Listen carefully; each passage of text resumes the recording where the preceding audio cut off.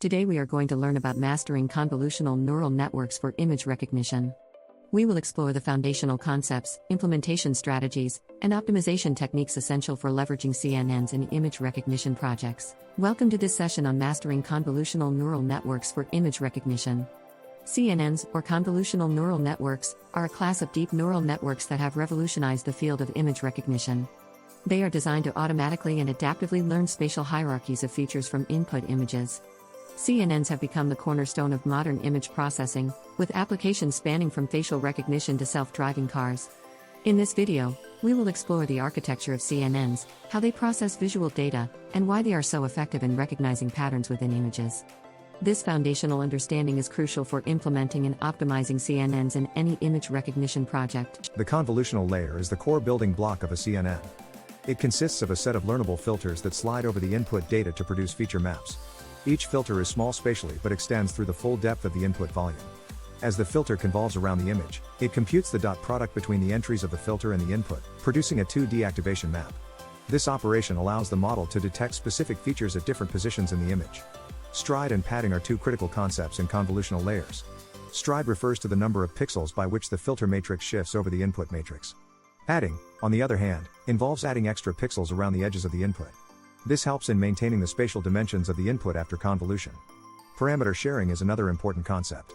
It allows the same filter to be applied across different positions of the input, which greatly reduces the number of parameters and computation in the network. Understanding these concepts is crucial to effectively harness the power of convolutional layers in a CNN. Pooling layers are another fundamental component of CNNs that follow convolutional layers. Their primary function is to progressively reduce the spatial size of the representation, thereby reducing the amount of parameters and computation in the network. This makes the network more manageable and reduces the risk of overfitting.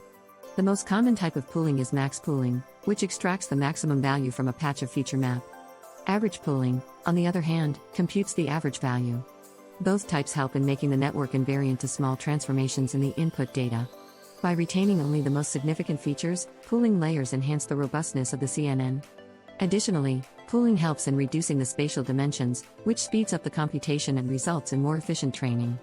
Understanding the role and types of pooling layers can significantly impact the efficiency of your CNN model. Activation functions are crucial in neural networks as they introduce nonlinearity into the model, allowing it to learn complex patterns.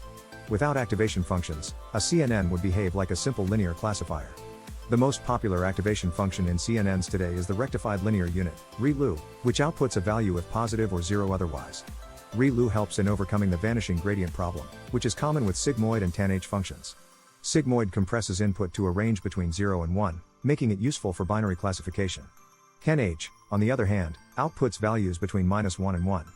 The choice of activation function can significantly affect the model's ability to converge and its performance. Each function has its strengths and weaknesses, and the decision should be based on the specific requirements of your project. Understanding these nuances will aid in selecting the appropriate activation function for your CNN model. Building a CNN model involves a systematic approach to layer configuration and architecture selection. Begin by defining the input dimensions, which should match the size of your images. Next, decide on the number of convolutional and pooling layers. A common simple architecture starts with one or two convolutional layers followed by pooling layers. After these, you might include fully connected layers to process the flattened feature maps. Popular libraries like TensorFlow and PyTorch provide extensive tools for building CNNs. These libraries allow you to specify the architecture, initialize parameters, and set up the training loop. It's essential to pay attention to parameter initialization, as this can affect the convergence speed and final accuracy of the model.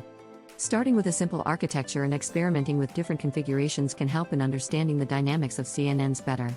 This approach lays a strong foundation for building more complex networks tailored to specific tasks. Training a CNN model involves feeding it with large amounts of labeled data and adjusting its parameters to minimize the error between the predicted and actual outputs. Before training, data preprocessing is crucial. This includes normalization, resizing images, and data augmentation strategies like rotation and flipping. Splitting the data into training, validation, and test sets is critical for evaluating the model's performance accurately. During training, monitor metrics such as loss and accuracy to gauge progress. Techniques like early stopping can prevent overfitting, where the model performs well on training data but poorly on unseen data. Testing involves evaluating the model on the test set to assess its generalization capabilities. Understanding these processes ensures that your CNN model is robust, reliable, and ready for real-world applications. Implementing CNNs comes with its set of challenges. Large datasets, while beneficial for training, can be challenging to handle without sufficient computational resources. It's essential to have a robust infrastructure, possibly leveraging cloud services, to manage and process these datasets efficiently.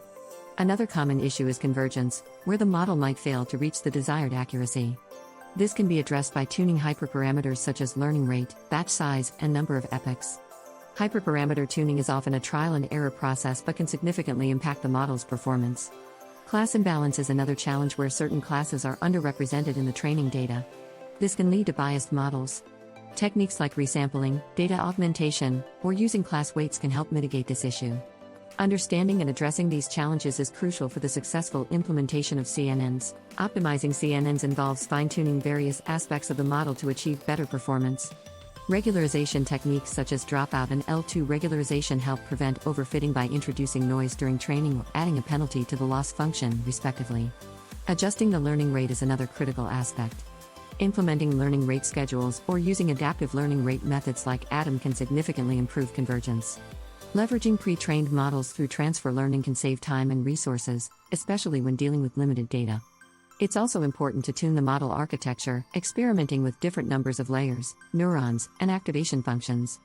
Efficient use of computational resources, such as parallel processing and GPU acceleration, can speed up training.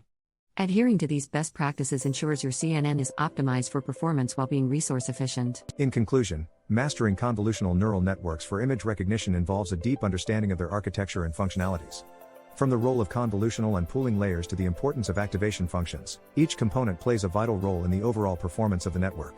While challenges such as computational demands and class imbalance exist, they can be effectively addressed with the right strategies. By implementing best practices in model optimization, you can enhance the efficiency and accuracy of your CNNs. We encourage you to continue exploring and experimenting with CNNs to fully harness their potential in your projects.